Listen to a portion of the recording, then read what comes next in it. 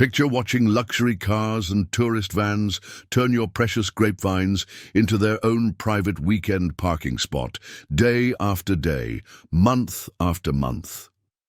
That's exactly what happened to Marcus Aldridge, a third-generation vintner in California's Napa Valley, who'd finally had enough of tourists ignoring his pleas to stop parking among his ancient vines.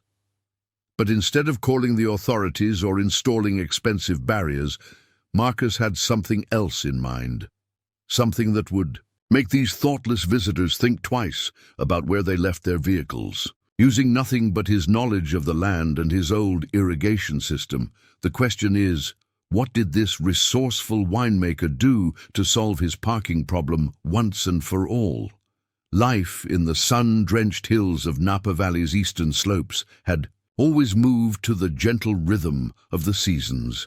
For generations, the Aldridge family had cultivated some of California's most sought-after wine grapes on their hillside estate, their reputation built on decades of dedication to the craft of viticulture. The morning fog that rolled in from San Pablo Bay would blanket their vineyards in a protective shroud, creating the perfect microclimate for their prized Cabernet Sauvignon grapes. Marcus learned every inch of the terraced vineyards from his father, Thomas, who learned it from his father before him.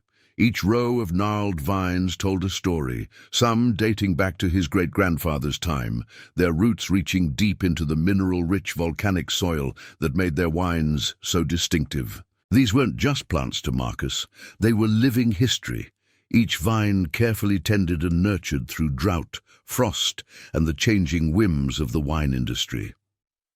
The Aldridge estate wasn't just any vineyard, it was a testament to the family's understanding of the delicate balance between nature and agriculture. Their innovative drainage system, designed by Marcus's grandfather in the 1960s, worked in harmony with the natural slope of the land, ensuring each vine received exactly the right amount of water. The careful arrangement of cover crops between the rows didn't just prevent erosion, it created a complex ecosystem that enhanced the terroir of their grapes. Even the spacing of the vines was precisely calculated to maximize sun exposure while minimizing the risk of moisture-related diseases. But in recent years, something had begun to disturb this delicate balance. The Aldridge estate sat along what locals called the Golden Wine Trail, a winding road connecting 7 of the valley's most prestigious wineries. Unlike their neighbors, who had gradually transformed their properties into tourist destinations. With tasting rooms and gift shops, the Aldridges remained true to their roots. Their grapes were sold exclusively to high-end wineries who prized their unique terroir, a decision that had kept their operation intimate and focused on quality over quantity. However, this commitment to tradition came with an unexpected price. As wine tourism in the valley boomed, parking at the nearby commercial wineries became increasingly scarce.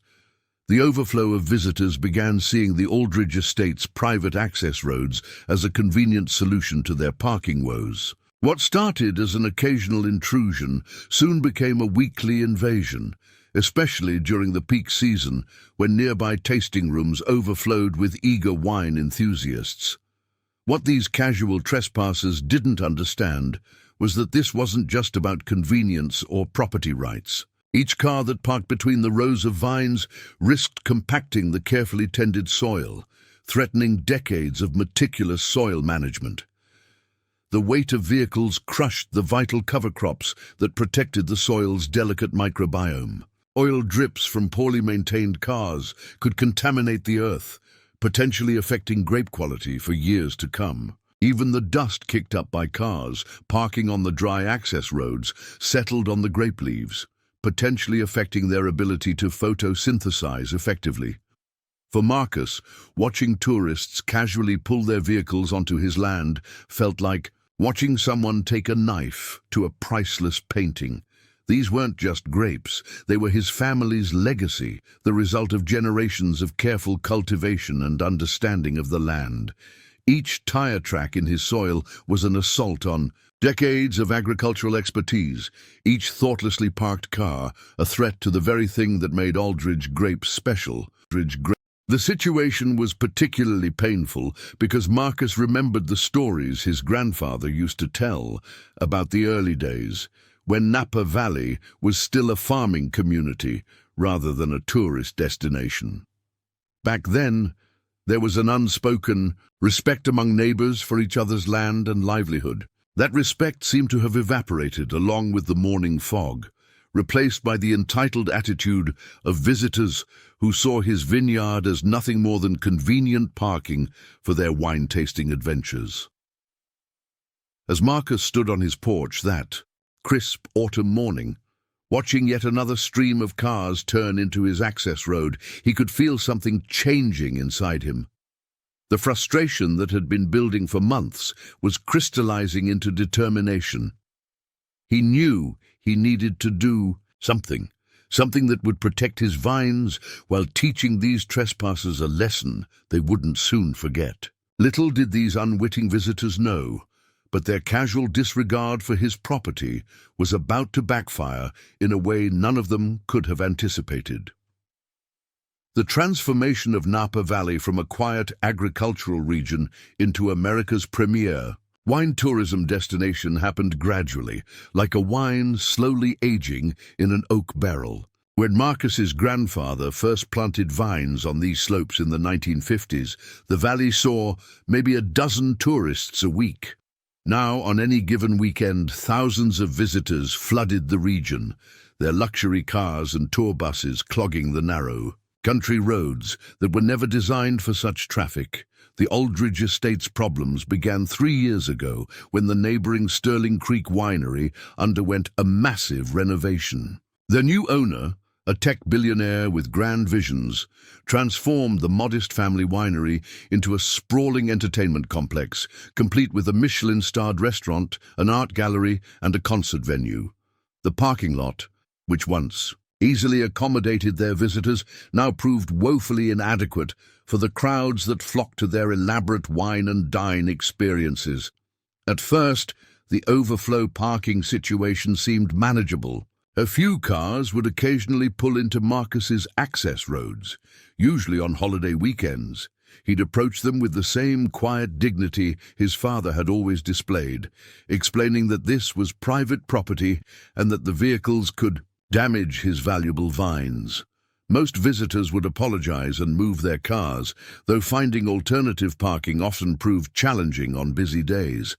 But as Sterling Creek's reputation grew, so did the parking problem. Social media influencers began tagging the location in their posts, and travel blogs highlighted it as a must-visit destination. The crowds swelled, and with them the number of vehicles seeking impromptu parking on the Aldridge estate multiplied. Exponentially, what was once an occasional annoyance became a weekly nightmare. Marcus tried everything he could think of to address the situation diplomatically. He installed discreet private property and no parking signs along his access roads, but they were routinely ignored. He approached Sterling Creek's management about the issue, but their solution, a half-hearted sign pointing to overflow parking 2 miles away, did little to deter those seeking convenient spots near the winery. The impact on his vineyard became increasingly visible. The carefully maintained access roads, designed to allow farm equipment to move between the rows of vines, began showing signs of wear from the constant traffic. The soil compaction from parked cars was affecting drainage patterns that had been perfected over decades. During the last harvest, several workers complained about having to maneuver their equipment around parked vehicles, slowing down the time-sensitive process of grape collection. But it wasn't just the physical damage that worried Marcus. The Aldridge estate had built its reputation on producing grapes of exceptional quality, thanks to their unique terroir, that mysterious combination of soil, climate, and cultivation practices that gave their wines their distinctive character. Every unauthorized vehicle that parked on his land risked contaminating this carefully maintained environment. Oil leaks, exhaust fumes, and soil disruption could all affect the delicate balance that made their grapes so special. The situation reached a breaking point during last year's harvest season. A particularly popular event at Sterling Creek coincided with the critical period when Marcus needed to harvest his prized Cabernet Sauvignon grapes. The sugar levels were perfect, the weather forecast threatened rain, and timing was crucial. But that morning, he arrived to find dozens of cars parked throughout his vineyard, blocking access to several rows of his best vines. When he approached a group of well-dressed tourists emerging from their luxury SUV, their response crystallized everything that had gone wrong. "Oh, don't worry," a woman in expensive hiking boots said dismissively. "We'll only be a couple of hours. Surely your grapes can wait." Her companions laughed as they headed towards Sterling Creek, leaving Marcus standing among his threatened vines, their casual disregard for his livelihood hanging in the air like the morning fog. That evening, after watching a perfect harvest day wasted, Marcus sat in his grandfather's old study, surrounded by leather-bound books on viticulture and decades of carefully maintained crop records. The room still smelled faintly of his grandfather's pipe tobacco, and Marcus could almost hear the old man's voice. "The land tells you what it needs, son. You just have to listen carefully enough." As he looked out the window at the setting sun, painting the valley in shades of purple and gold, Marcus began to formulate a plan. He wouldn't need lawyers or confrontations. He wouldn't have to install expensive barriers or hire security. No, the solution was already there, integrated into the very infrastructure of his vineyard. All he needed was a deep understanding of his land and the irrigation system his grandfather had designed all those years ago, a system that, with a few minor adjustments, could be used for something entirely different than its intended purpose. The following week brought an unusually high number of visitors to Sterling Creek Winery. A famous social media influencer had posted about their new Sunset Symphony series, where guests could enjoy classical music performances while sampling rare vintage wines. Marcus watched from his kitchen window as the first wave of cars filled the winery's parking lot by mid-morning. It wouldn't be long before the overflow began spilling onto his property. True to his family's diplomatic nature, Marcus decided to try one last time to resolve the situation peacefully. He'd spent the previous evening crafting carefully worded signs that he hoped would appeal to the visitor's sense of reason. Historic vineyard, delicate root system, no parking. He'd even added QR codes linking to maps of nearby public parking areas. As he hammered the last stake into the ground, he allowed himself a moment of optimism. Surely people would understand once they realized the potential damage their vehicles could cause. By noon, his hopes were dashed. A sleek Tesla had already parked directly in front of one of his new signs, its driver apparently using it as a convenient marker for their parking spot. A group of tourists emerged, dressed in designer wine-tasting attire, chatting about their upcoming VIP experience at Sterling Creek. When Marcus approached them, one of the men waved a $100 bill in his direction. "Here's something for your trouble," he said with a condescending smile. "We won't be long." Marcus felt the heat rise in his face as he politely declined the money. "Sir, this isn't about compensation," he tried to explain. "These vines are extremely sensitive to—" But the group was already walking away, their laughter carrying on the autumn breeze. The man had dropped the $100 bill on the ground, leaving Marcus to watch it tumble between the rows of his precious vines like a piece of worthless trash. Throughout the afternoon, the situation only worsened. A wine tour bus, unable to find space in Sterling Creek's lot, decided to use Marcus's main access road as a temporary depot.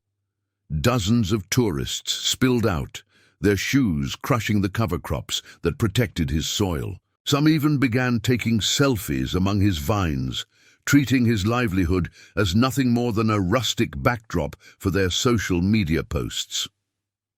The final straw came when Marcus discovered a group setting up a picnic between two rows of his oldest vines.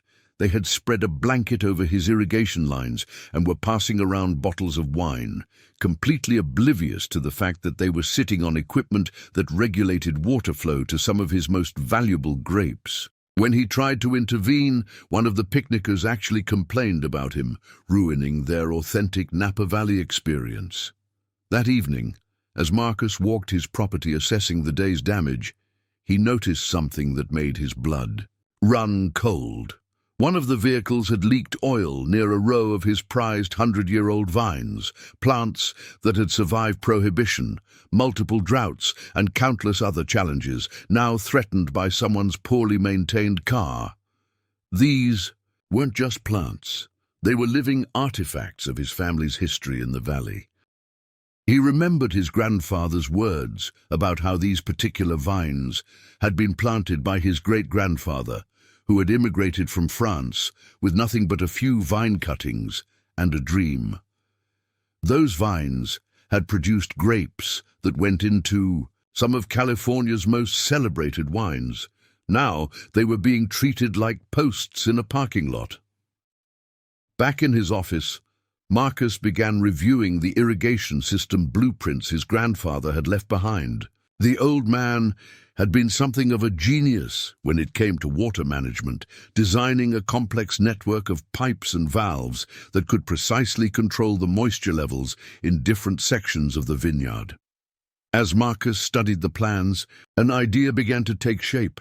The system was divided into zones, each controlled by separate valves. With some minor modifications, he could isolate specific areas and adjust the water flow independently. His grandfather had installed it this way to account for different grape varieties' varying water needs.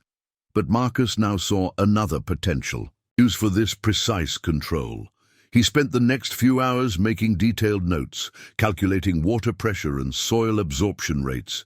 His plan would require perfect timing and an intimate knowledge of how water moved through his land's unique topography. It would also require patience, something his grandfather had always said was the most important quality in a vintner. As night fell over the valley, Marcus could hear the music from Sterling Creek's symphony series drifting across his vineyard. The same entitled visitors who had parked on his land were probably enjoying their expensive wines, completely unaware of the history and tradition they had literally parked on top of. But soon, he thought with grim satisfaction, they would learn to respect the land, not through confrontation or costly legal battles, but through a lesson they wouldn't soon forget. Marcus spent the rest of the evening fine-tuning his plan. He would need to be careful. His goal wasn't to damage anyone's vehicle or cause any harm. He just wanted to teach these trespassers a lesson about respecting private property and agricultural land. The irrigation system would be his tool, but timing would be everything. Too little water, and the message wouldn't be clear enough. Too much, and he risked damaging his own soil. As he made his final calculations, Marcus thought about how his grandfather would have handled this situation. The old man had always said that the best solutions were the ones that worked with the land, not against it. Looking at his completed plans, Marcus smiled. His solution would definitely work with the land. In fact, it would let the land itself deliver the message. The following Saturday dawned with a clarity that was rare even by Napa Valley standards. Marcus had spent the past week meticulously preparing for this day. He'd risen before sunrise, checking and double-checking the modifications he'd made to his grandfather's irrigation system. Each valve had been tested, each pressure gauge calibrated to perfection. The morning fog that usually blanketed his vineyard had lifted early, almost as if nature itself was curious to watch his plan unfold. Sterling Creek Winery had heavily promoted their Harvest Festival event for this weekend.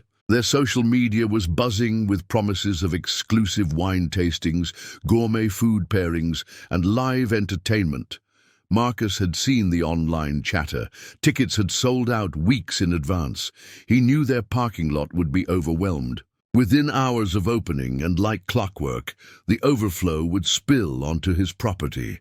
At precisely 9:30 a.m., the first cars began arriving at Sterling Creek. Marcus watched from his elevated porch as their parking lot filled up in record time.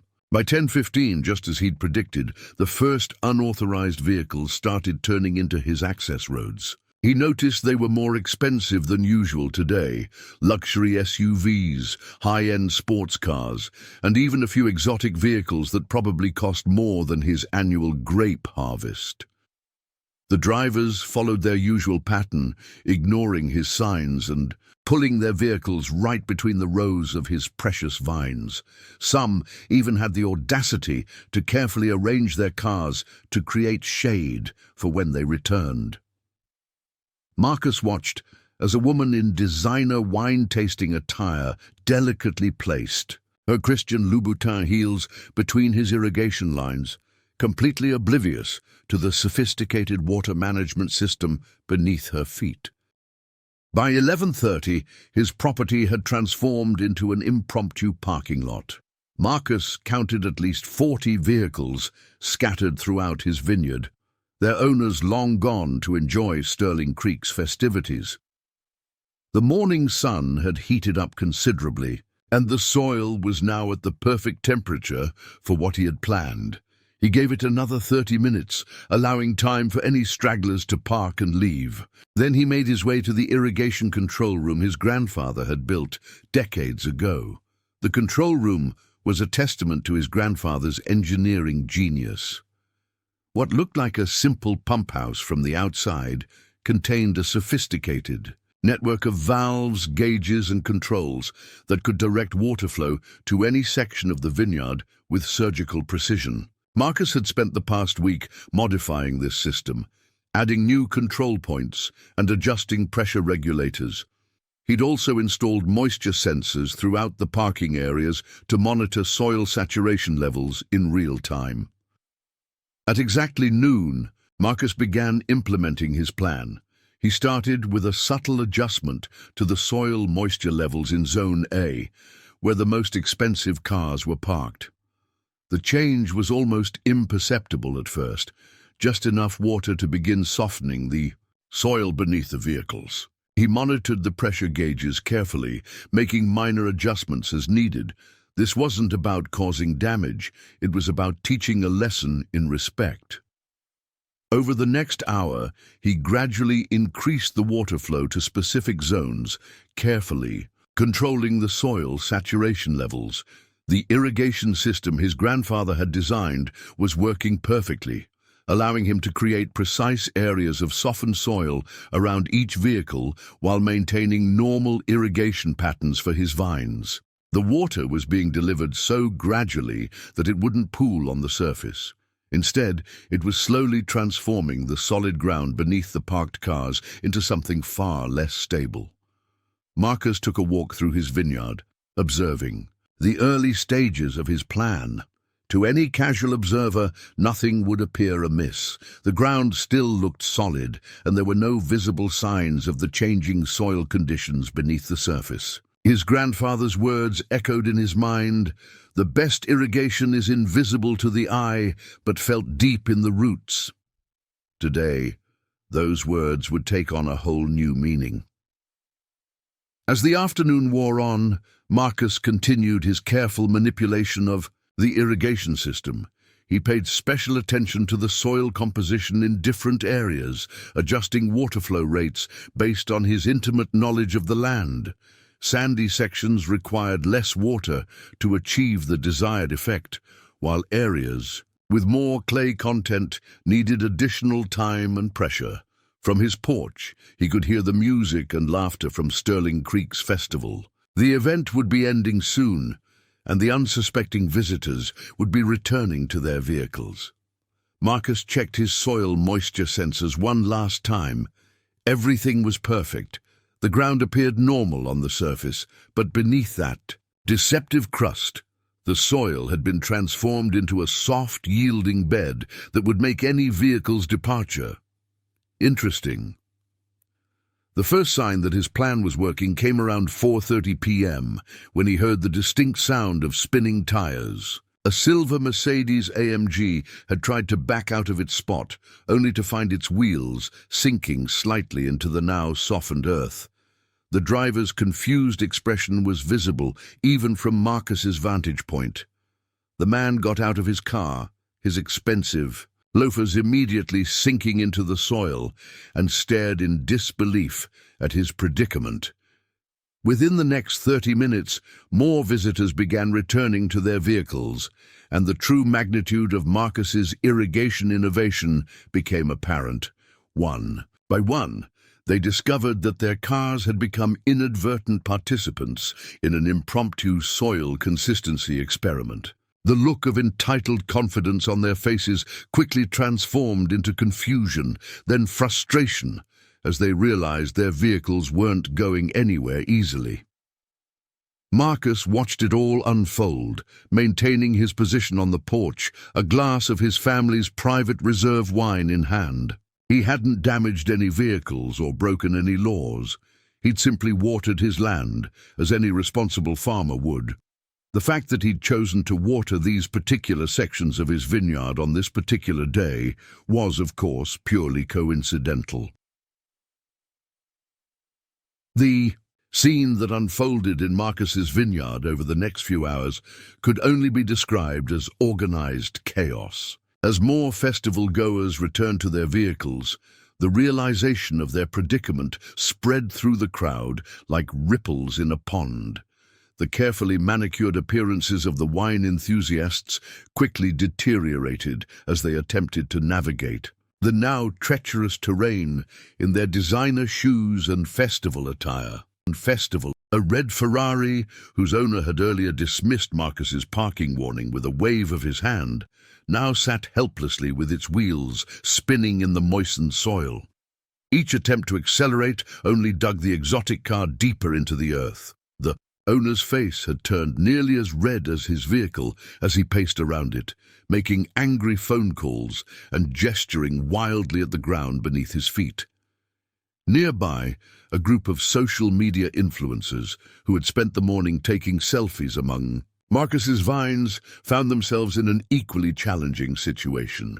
Their white Range Rover, positioned for what they had called the perfect Instagram angle, now leaned slightly to one side as the soft soil beneath it continued to yield to its weight.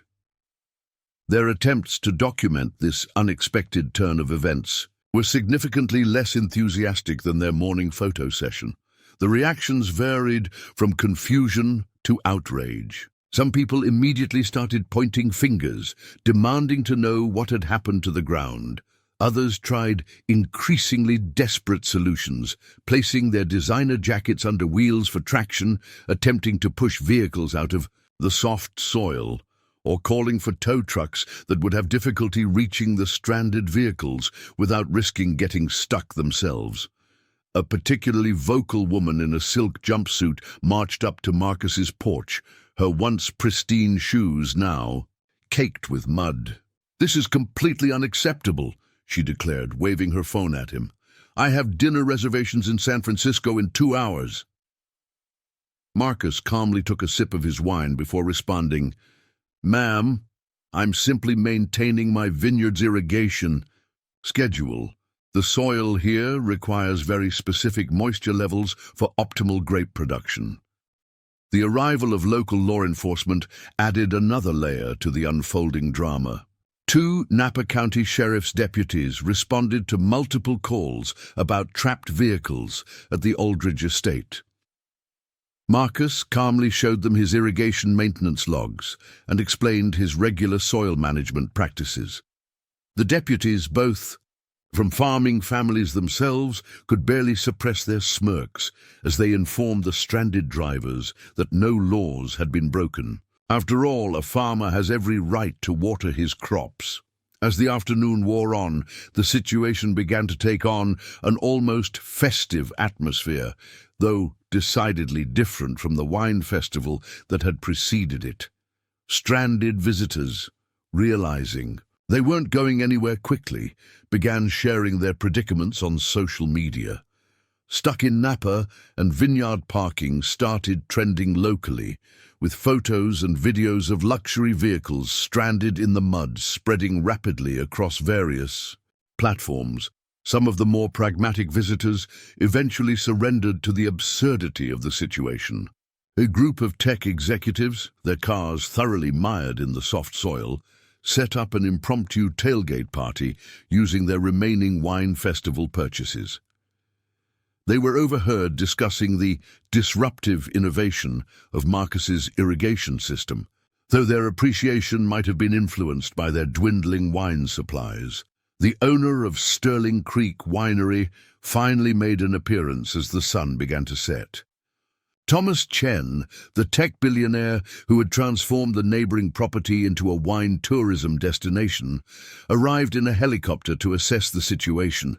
Landing in his own property's parking lot, he made his way to Marcus's porch, his Italian leather shoes becoming casualties of the moistened soil. Their conversation was brief but significant. Chen, who had built his fortune on innovative solutions to complex problems, couldn't help but admire the elegant simplicity of Marcus's approach. "You know," he said, looking out over the field of stranded vehicles, "I spent millions on parking consultants, and none of them came up with anything this effective." As darkness approached, Marcus began implementing the second phase of his plan. He had prepared for this moment, knowing that he couldn't leave people stranded indefinitely. Using his tractor and some carefully placed wooden planks, he began helping extract vehicles one by one. The process was slow and methodical, giving each driver plenty of time to reflect on their parking choices while they waited their turn. The extraction process revealed another layer of his carefully planned strategy. The only way to reach many of the stranded vehicles was by laying temporary paths through his vineyard, paths that required drivers to fully appreciate the complexity and value of his agricultural operation. As they waited, Marcus would casually explain the history of different vine sections, the importance of soil management, and the years of careful cultivation that went into producing premium wine grapes. Many of the drivers, their earlier arrogance softened by hours of waiting and the humbling experience of being stuck, began to show genuine interest in his explanations. A venture capitalist, waiting for his Porsche to be freed, actually took notes on his phone as Marcus explained how soil compaction from unauthorized parking could damage the root systems of century-old vines. The last car wasn't extracted until well past midnight. By then, most of the drivers had gained a new appreciation for the complexity of vineyard management and the importance of respecting agricultural land. Some even apologized to Marcus, acknowledging that they had never considered the impact their parking could have on his livelihood. As the final vehicle departed, leaving deep ruts in the soil that would need attention in the morning, Marcus stood in his vineyard under the stars. The night air was filled with the familiar scent of grapevines and moistened earth. His grandfather had always said that every vintage tells a story. This particular day would certainly add an interesting chapter to the Aldridge estate's long history. News of the Great Napa Valley parking incident, as local media dubbed it, spread through California's wine country like wildfire. By sunrise, the next morning, Marcus's vineyard had become the talk of the valley, though not in the way anyone might have expected. The videos and photos shared by the stranded festival-goers had gone viral, spawning countless memes and social media discussions about respect for agricultural land and responsible wine tourism. Local news crews arrived early, hoping to catch a glimpse of the now famous vineyard where luxury cars had met their match in carefully irrigated soil. Marcus, still in his work clothes and preparing for his morning vineyard inspection, found himself thrust into the spotlight. Rather than shy away from the attention, he saw an opportunity to educate the public about something bigger than parking disputes. "This isn't just about cars in a vineyard," he explained to a reporter from the San Francisco Chronicle as they walked along the rows of vines still bearing tire tracks from the previous day. "It's about understanding and respecting agricultural heritage. These vines have been producing grapes for generations, and each one represents years of careful cultivation. When people treat farmland like a convenience, they're not just disrespecting property, they're threatening a way of life." The story resonated far beyond the usual wine country circles. Environmental groups praised Marcus's non-violent approach to protecting agricultural land. Sustainable farming advocates used the incident to highlight the challenges faced by traditional farmers in tourist-heavy regions. Even some of the previously stranded visitors began posting thoughtful reflections about their experience, with one influential tech CEO writing a viral LinkedIn post about learning humility from a farmer's ingenious problem-solving. Thomas Chen, the owner of Sterling Creek Winery, proved surprisingly supportive. The morning after the incident, he arrived at Marcus's property with his entire management team. "We've been handling this all wrong," he admitted, as they surveyed the vineyard together. "We've been so focused on creating experiences that we forgot about respecting the very thing that makes this valley special, the land itself." What followed was an unexpected collaboration between the old and new faces of Napa Valley. Chen proposed a solution that would benefit both properties. Sterling Creek would construct a state-of-the-art parking facility on their own land, complete with underground levels to maximize space while minimizing impact on the valley's aesthetic. More importantly, they would incorporate an educational center that would teach visitors about the valley's agricultural heritage and the importance of preserving traditional farming practices. Marcus found himself working with Chen's team to design educational programs that would be mandatory for all Sterling Creek visitors. These sessions would explain the delicate balance of vineyard ecosystems, the importance of soil health, and the generations of knowledge that went into producing world-class wines.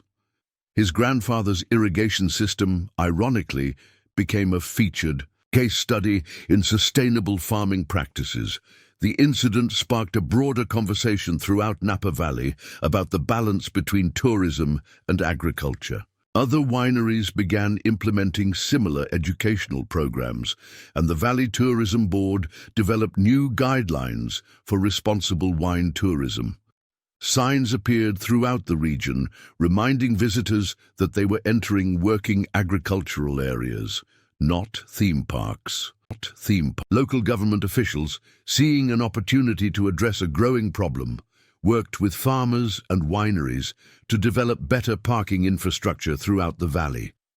They created designated overflow lots with shuttle services to popular destinations, ensuring that agricultural land would be protected while still accommodating the region's vital tourism industry. Marcus's irrigation system gained unexpected fame in farming circles. Agricultural universities sent students to study his water management techniques, though he always downplayed the system's more creative applications. "My grandfather designed this for growing grapes," he would say with a slight smile. "Anything else it might do is purely coincidental." The following spring, as new growth appeared on his vines, Marcus noticed another change in his corner of the valley. Visitors to Sterling Creek, having passed through their new educational center, would often stop at the edge of his property, pointing out features they had learned about. The careful spacing of the vines, the cover crops between rows, the subtle signs of the irrigation system at work. Some even asked permission to take photos, carefully staying on designated paths. Chen's parking facility proved to be a success, its design winning architectural awards for seamlessly blending modern functionality with the valley's traditional aesthetic. The educational center became a mandatory first stop for wine tourists, complete with a small museum featuring the history of Napa Valley farming. Marcus's grandfather's old irrigation plans held a place of honor, though the display tactfully avoided mentioning their role in the infamous parking incident. 1 year after the incident, Marcus hosted a special event of his own, the first ever Napa Valley Agricultural Heritage Day. Farmers from throughout the region came together to share their knowledge with the public, teaching visitors about the intricate relationship between land, climate, and cultivation that made the valley's wines unique. The parking arrangements, needless to say, were meticulously organized. As he walked through his vineyard that evening, Marcus stopped at the spot where, a year earlier, dozens of luxury cars had found themselves stranded in his carefully moistened soil. The ground had long since recovered, the vines continuing their age-old cycle of growth and dormancy. His grandfather's voice seemed to whisper in the evening breeze. Sometimes the land itself teaches the best lessons. The incident had changed more than just parking habits in Napa Valley. It had reminded people that beneath the glamour of wine country tourism lay generations of agricultural wisdom and hard work. Marcus's creative solution had not only solved his immediate problem, but had helped bridge the gap between the valley's past and its future, ensuring that both could thrive together in carefully cultivated harmony. 5 years after the infamous Great Napa Valley parking incident, the transformation of wine country tourism was evident to anyone who visited the region. What had started as one farmer's creative solution to a parking problem had evolved into a movement that redefined the relationship between agriculture and tourism in California's most famous wine region.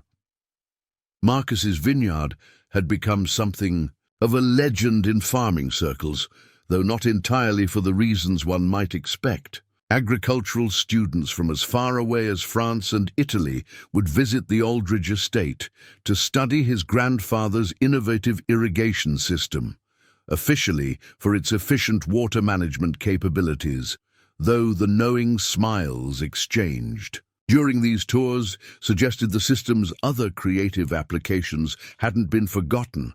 The incident had sparked what locals now called the Napa Valley Renaissance.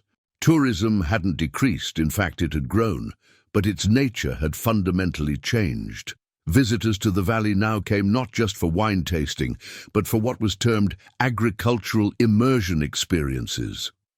Sterling Creek Winery's educational center had expanded 3 times to accommodate growing interest, and their waiting list for agricultural tours often stretched months in advance.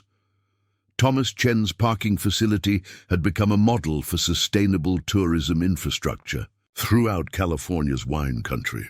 The underground structure, with its green roof planted with native species, had won multiple architectural and environmental awards.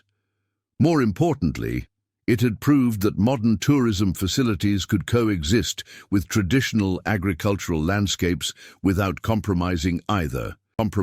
But perhaps the most significant change was in the visitors themselves. The entitled attitude that had once characterized wine country tourism had been replaced by something more respectful, more curious. Tour groups would often spend as much time learning about soil composition and irrigation techniques as they did sampling wines. Social media influencers who once posed carelessly among the vines now created content about sustainable farming practices and agricultural preservation. Marcus himself had become an unlikely ambassador for this new approach to wine country tourism. Though he still preferred working among his vines to public speaking, he occasionally gave talks at agricultural conferences about the importance of maintaining boundaries between tourism and farming. His story had even made its way into several business school case studies about creative problem-solving and sustainable tourism management. The Aldridge estate itself had evolved while staying true to its roots.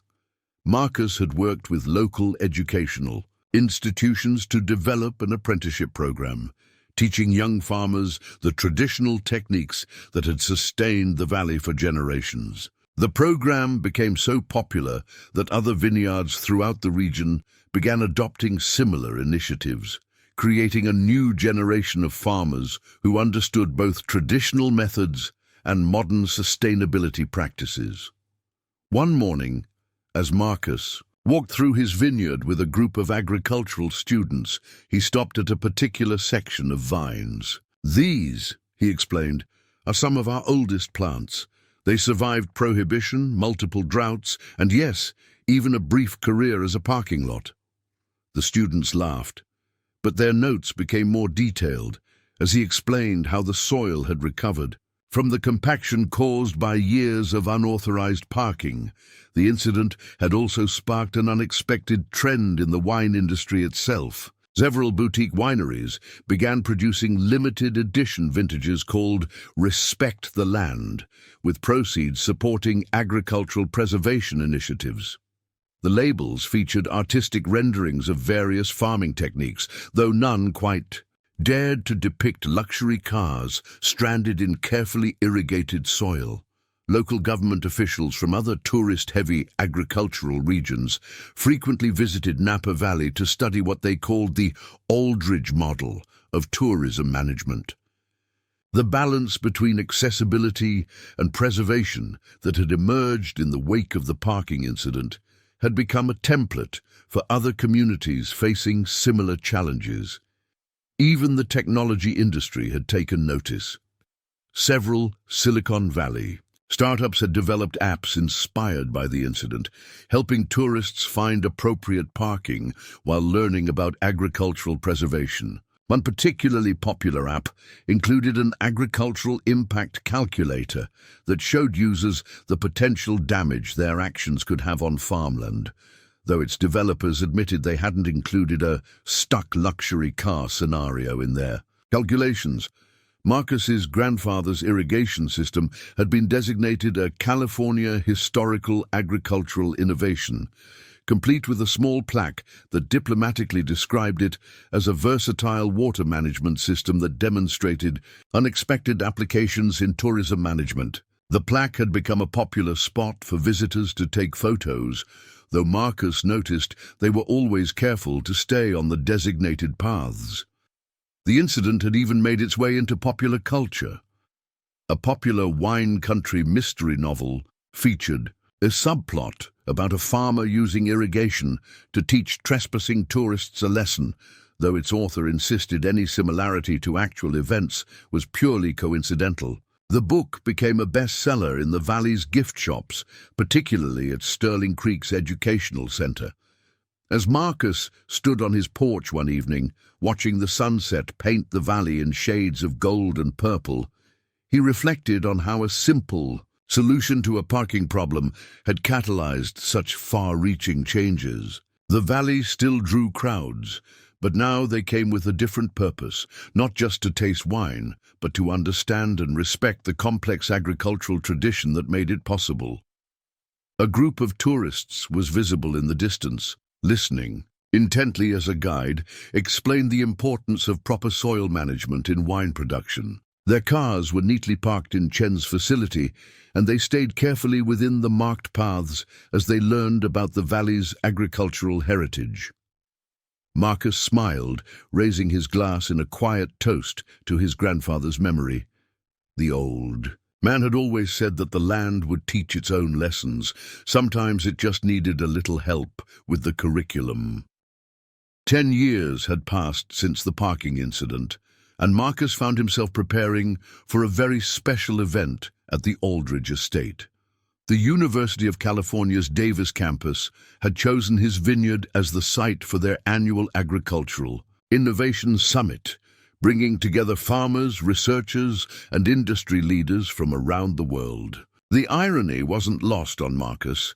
His grandfather's irrigation system, originally designed for simple grape cultivation, had become a case study in creative problem-solving. The morning of the summit dawned clear and crisp, typical of Napa Valley. In early autumn, Marcus stood in his grandfather's old study, now transformed into a small museum of agricultural history. The room's walls were lined with photographs documenting the vineyard's evolution, including a few carefully curated images from what the media had dubbed the Great Parking Incident of '25. His grandfather's original irrigation plans held a place of honor, their yellowed pages protected behind museum-grade glass. As Marcus adjusted his tie, a rare concession to the formality of the occasion, he caught his reflection in the window. The past decade had added some grey to his hair, but his eyes still held the same determined glint that had sparked his creative solution to the parking problem all those years ago. Outside, he could see teams of students setting up displays and information boards throughout the vineyard, each carefully positioned along the specially designed educational paths that now wound between the rows of vines. The summit's theme this year was agricultural innovation in the face of modern challenges, and Marcus had been asked to deliver the keynote address. As he reviewed his notes, he couldn't help but smile at how his grandfather's simple irrigation system had become a symbol for the creative preservation of agricultural traditions in an increasingly tourism-driven world. The vineyard itself had evolved in ways Marcus could never have predicted. The areas once used as impromptu parking lots had been transformed into demonstration gardens, showing visitors the complexity of grape cultivation and soil management. Each section told a story, from the importance of proper drainage to the role of cover crops in maintaining soil health. Even the infamous parking incident had its own educational station, though the description tactfully focused on creative solutions to modern agricultural challenges. The morning's first presentation would take place in what had once been the most popular unauthorized parking area. Now it featured an outdoor classroom, complete with sustainable seating made from reclaimed wine barrels. As Marcus walked past, he noticed a group of international students already gathered, eagerly discussing soil composition and water management techniques in various languages. Thomas Chen, now a close friend and collaborator, arrived early for the summit. The tech billionaire had undergone his own transformation over the years, trading his designer suits for more practical attire as he became increasingly involved in sustainable agriculture. His Sterling Creek winery had become a model for responsible wine tourism, and their joint initiatives had helped reshape the valley's approach to agricultural preservation. "Remember when all we worried about was where people parked?" Chen joked as they walked through the vineyard together. "Now we're teaching the world about sustainable agriculture." The two men had become unlikely partners in what many considered a revolution in agricultural tourism. Their collaborative approach had shown that traditional farming practices and modern tourism could coexist with the right boundaries and mutual respect. The summit's attendees began arriving precisely at the designated time, their vehicles neatly arranged in Chen's award-winning parking facility. Among them were agricultural experts from traditional wine regions in France and Italy, eager to learn how Napa Valley had managed to preserve its agricultural heritage while accommodating millions of annual visitors. The parking incident had become something of a legend in international farming circles, though Marcus noticed the European vintners seemed particularly amused by the very American solution to the problem. As Marcus prepared to take the stage for his keynote address, he glanced at the old irrigation control panel, now mounted as a historical display. The system itself had been modernized over the years, but they had preserved this piece as a reminder of how innovation often comes from unexpected places. Next to it, a small plaque quoted his grandfather, "The land always knows what it needs. Sometimes it just needs help teaching others to listen." The audience that gathered for his speech represented a cross-section of the agricultural world: fourth-generation farmers sitting next to tech entrepreneurs, winemakers alongside climate scientists, tourism experts mixed with soil conservation, specialists. All of them were there to learn about what had become known as the Aldridge approach to agricultural preservation in the modern era. Marcus began his speech with a simple question. What do you do when the world starts treating your farmland like a parking lot?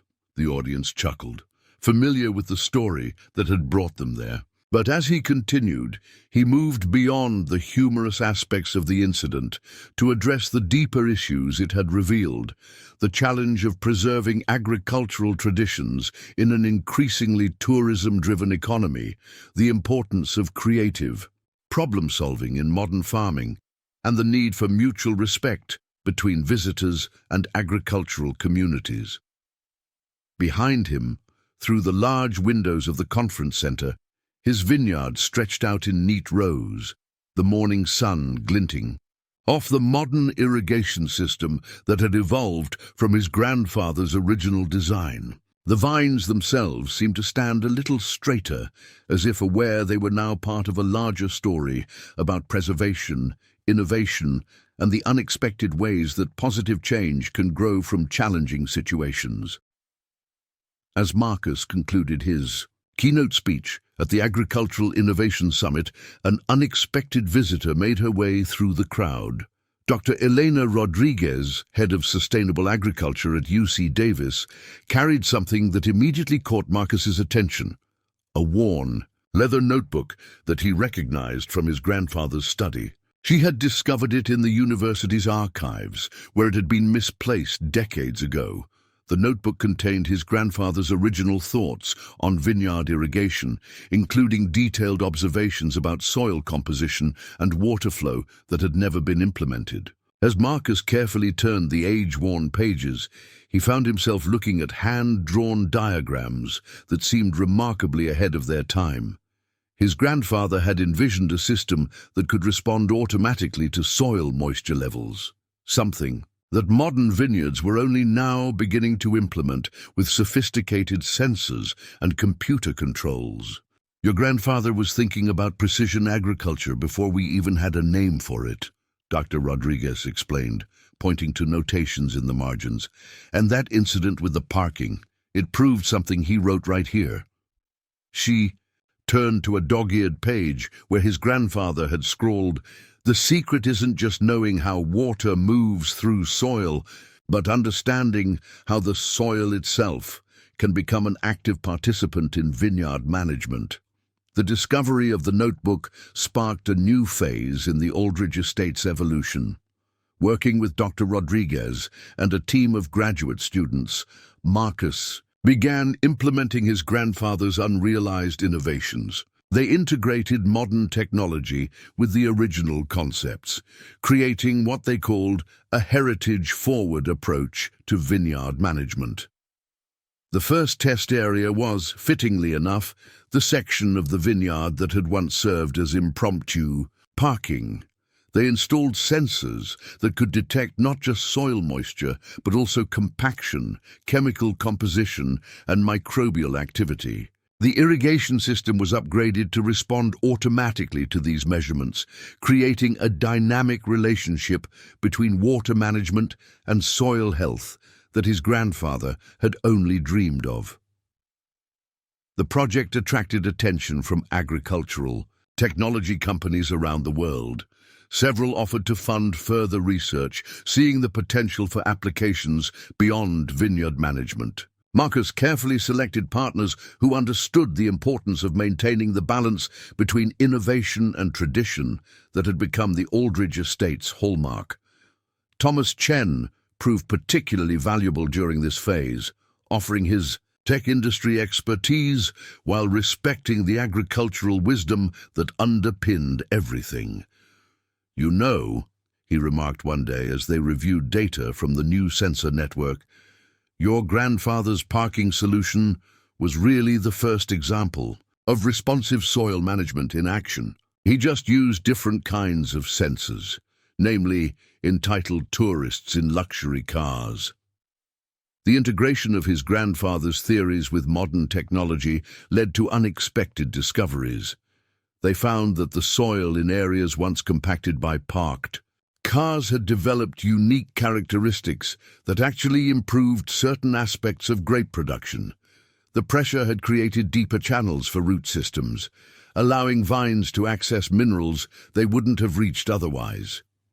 It was a perfect example of what Marcus's grandfather had always said about every challenge containing an opportunity.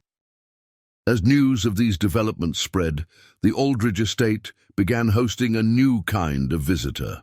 In addition to wine enthusiasts and agricultural students, tech entrepreneurs and environmental scientists came to study what they called the Aldridge method, the integration of traditional farming wisdom with cutting-edge technology. The parking incident, once a source of local amusement, was now taught as a case study in agricultural innovation courses. The vineyard's educational programs expanded to include workshops on soil science and water management. Participants would often start by hearing the parking story, but they stayed to learn about the complex interactions between soil, water, and vine cultivation that had made it possible. The irrigation system that had once stranded luxury cars was now helping to train the next generation of sustainable farmers. Marcus found himself increasingly pulled into conversations about the future of agriculture. At conferences and seminars, he was asked to speak not just about the parking incident, but about the broader implications of combining traditional knowledge with modern innovation. He always made sure to credit his grandfather's influence, often quoting from the recently discovered notebook. The notebook itself became something of a sensation in agricultural circles. University press wanted to publish it, tech companies wanted to digitize it, and museums wanted to display it. Marcus chose instead to make it the centerpiece of a new research center on the estate, where his grandfather's ideas could continue to influence future innovations in sustainable agriculture. One particularly meaningful project emerged from this period: the development of a soil rehabilitation program for vineyards damaged by excessive tourism. Using the lessons learned from the parking incident and the subsequent soil recovery, they created protocols for restoring compacted soil and rebuilding healthy microbial communities. The program was soon in demand throughout wine regions worldwide. Dr. Rodriguez and her team made another fascinating discovery during their research. The soil samples from the areas once used for parking showed unique bacterial communities that had evolved to break down trace amounts of automotive fluids. These specialized microbes were now contributing to the vineyard's overall soil health in unexpected ways.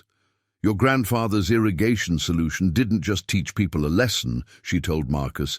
"It actually created a more resilient ecosystem." This discovery led to a new line of research into what they termed adaptive agricultural systems, farming practices that could turn environmental challenges into advantages. The parking incident, viewed through this lens, became a perfect example of how agricultural systems could respond to and even benefit from human interference, if managed correctly. As Marcus walked through his vineyard one evening after a long day of research meetings, he found himself at the spot where that first Ferrari had become stuck in the irrigated soil all those years ago. Now it was home to some of his healthiest vines, producing grapes with a complexity that even his grandfather might not have predicted. He pulled out the old notebook, its pages now carefully preserved in archival sleeves, and read one of his favorite passages. "In the end, the land always has more to teach us than we have to teach it."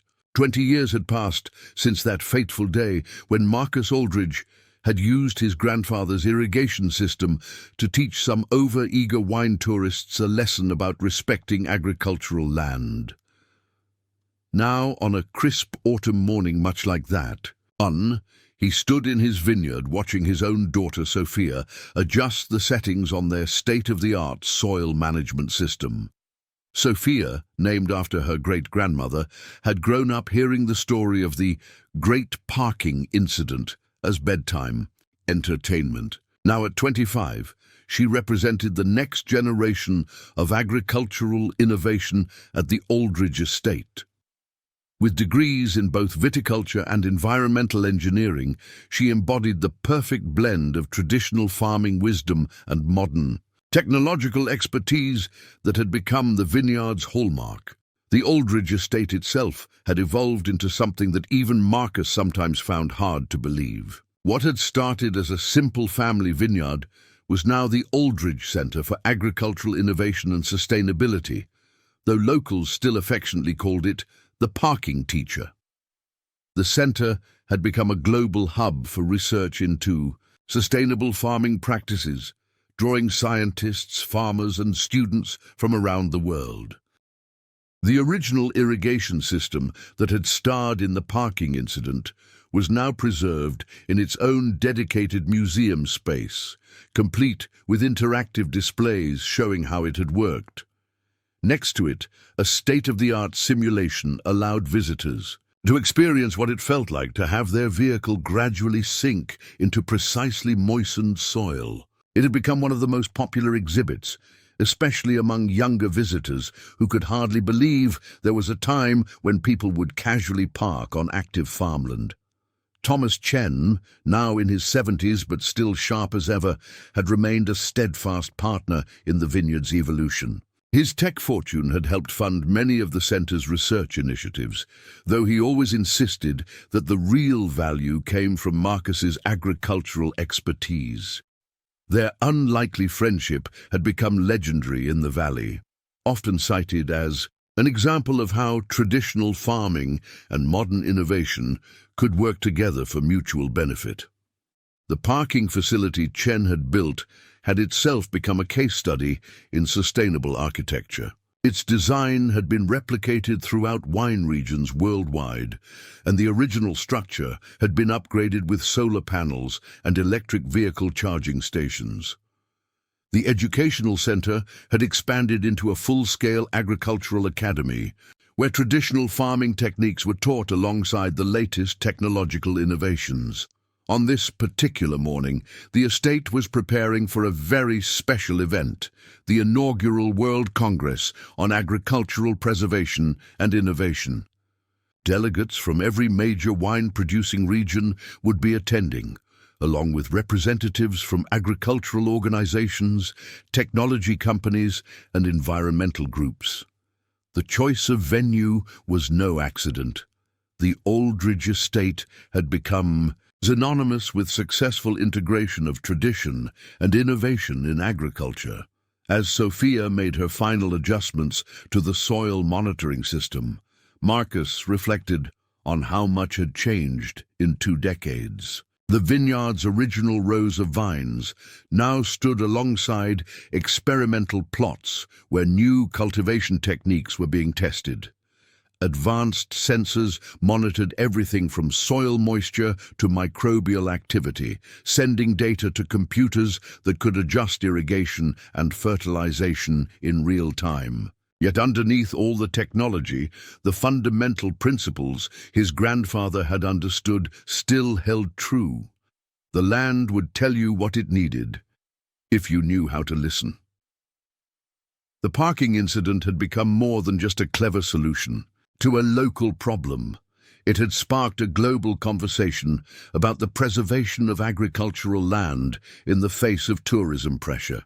Case studies had been written, documentaries had been filmed, and the Aldridge method of creative problem-solving was now taught in business schools and agricultural programs alike.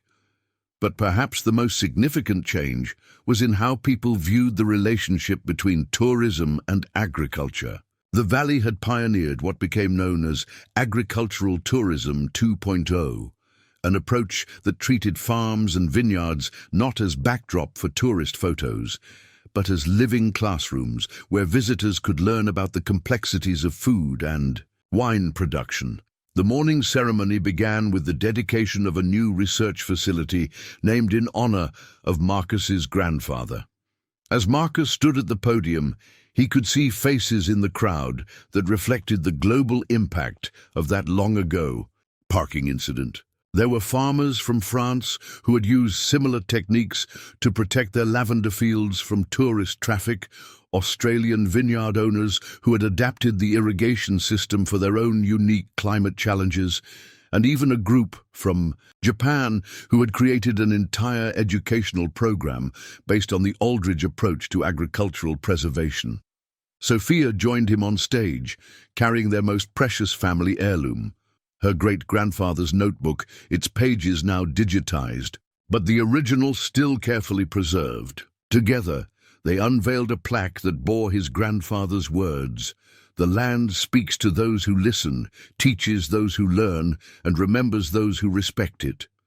The ceremony was followed by demonstrations of the vineyard's latest innovations. Visitors toured the experimental plots where traditional grape varieties were being cultivated using advanced, sustainable techniques. They saw how the original irrigation system had evolved into a sophisticated network that could precisely control soil conditions throughout the estate. Some even participated in a playful reenactment of the parking incident, though now it was done with scale models and augmented reality rather than actual cars. As the day drew to a close, Marcus and Sophia walked through the vineyard together, past the rows of vines that had witnessed so much change. They stopped at the spot where, 20 years ago, a certain red Ferrari had learned an unforgettable lesson about respecting agricultural land. The soil there was now home to some of their most productive vines, producing grapes that consistently won awards for their unique character. "You know, Dad," Sophia said, checking readings on her tablet, "Great-Grandpa's old irrigation system was really ahead of its time. He understood something that we're only now beginning to fully appreciate, that the soil itself is a living, responsive system. We just have different tools for working with it now." Marcus smiled, remembering his grandfather's quiet wisdom. The old man had never lived to see how his irrigation system would become famous for something other than watering grapes, but somehow Marcus thought he would have appreciated the irony. The solution to the parking problem had been there all along, written in the soil itself, waiting for someone to listen to what the land was trying to teach. As the setting sun painted the valley in shades of gold and purple, father and daughter made their final rounds of the vineyard. Tomorrow would bring new challenges and opportunities, new visitors eager to learn about sustainable agriculture, and perhaps even new problems requiring creative solutions.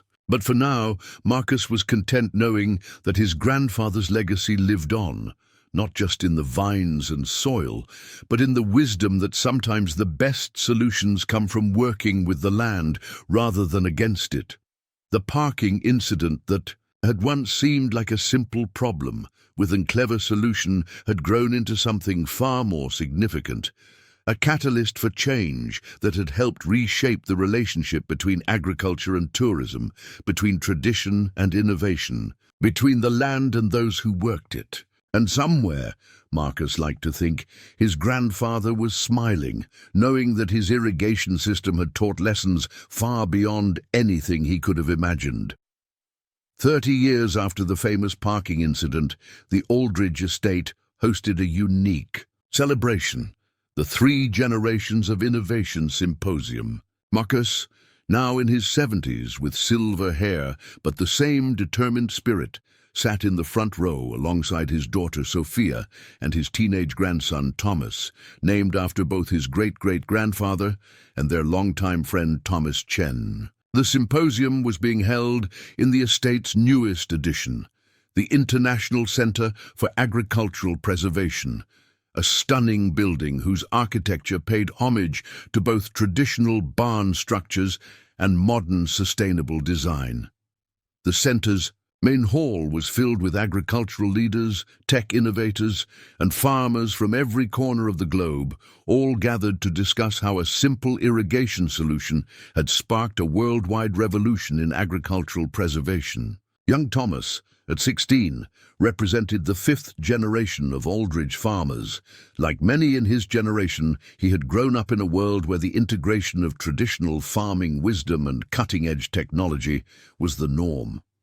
To him, the story of luxury cars stranded in strategically irrigated soil seemed almost mythical, though the lessons it taught remained deeply relevant. The symposium opened with a holographic recreation of the original incident, a technology that Thomas Chen had insisted on developing before his passing 5 years earlier. The audience watched in amazement as three-dimensional images showed how a farmer's ingenuity had transformed not just a single vineyard, but an entire industry's approach to agricultural preservation. "It's strange to think," Sophia remarked during her keynote speech, "that what we now call the Aldridge principle of creative conservation started with something as simple as watering our own land at the right time. But my father understood something fundamental that day. Sometimes the most elegant solutions come from working with nature rather than against it." The principle she referred to had become a cornerstone of modern agricultural education. It emphasized using natural systems and existing infrastructure to protect agricultural land rather than relying on barriers or enforcement. The approach had been adapted worldwide. Rice farmers in Japan used controlled flooding to prevent tourist encroachment during cherry blossom season. Lavender fields in Provence employed strategic aromatic barriers, and olive groves in Italy utilized natural terrain features to guide visitor flow. Marcus, watching his daughter speak, remembered how his grandfather's irrigation system had evolved over the decades. The original manual controls were now housed in the estate's museum, while the modern system utilized quantum sensors and AI-driven environmental monitoring. Yet the basic principle remained unchanged: understanding and working with the land's natural characteristics. Young Thomas had recently discovered something fascinating in the estate's archives: his great-great-grandfather's original calculations. For the irrigation system included notes about soil reaction to pressure and moisture that had predicted, with remarkable accuracy, exactly how vehicles would respond to controlled soil saturation. It wasn't just clever improvisation. It had been sound agricultural science all along. The symposium included virtual tours of agricultural preservation sites worldwide, all inspired by the Aldridge incident. From Australian outback stations to Scottish Highland farms, agricultural communities had adapted the principles to their unique circumstances. Each success story added to the growing body of knowledge about creative land preservation. During the lunch break, Marcus took a walk with his grandson through the vineyard's historic section, where some vines dated back to the original planting. They stopped at what the family still called Ferrari Point, the spot where that first luxury car had found itself slowly sinking into precisely irrigated soil 3 decades ago. "You know, Grandpa," Thomas said, consulting his quantum tablet, "the soil composition here is unique. Those old cars actually changed the mineral structure in ways that improved the terroir. The wines from this section have compounds we can't replicate anywhere else in the valley."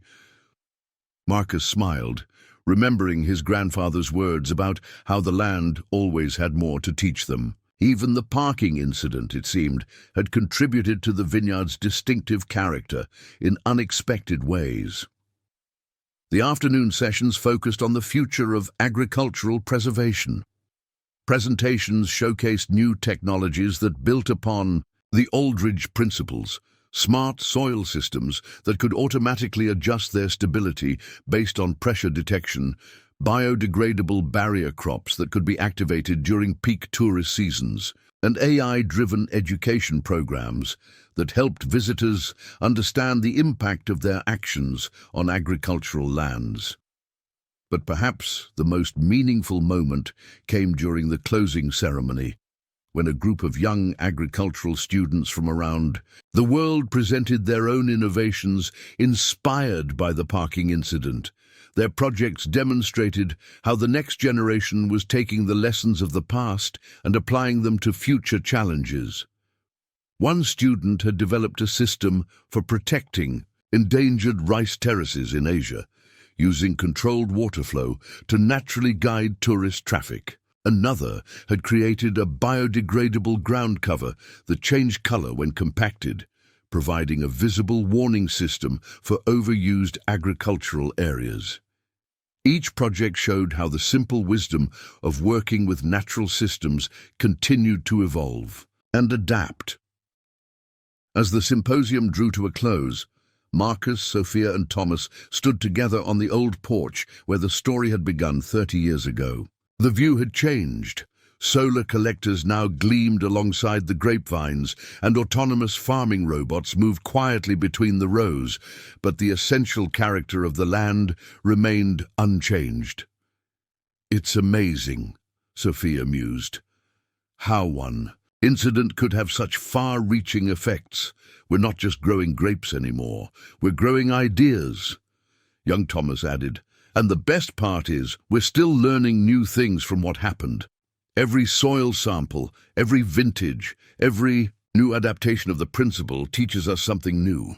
Marcus nodded, thinking about how his grandfather's irrigation system had become so much more than a solution to a parking problem.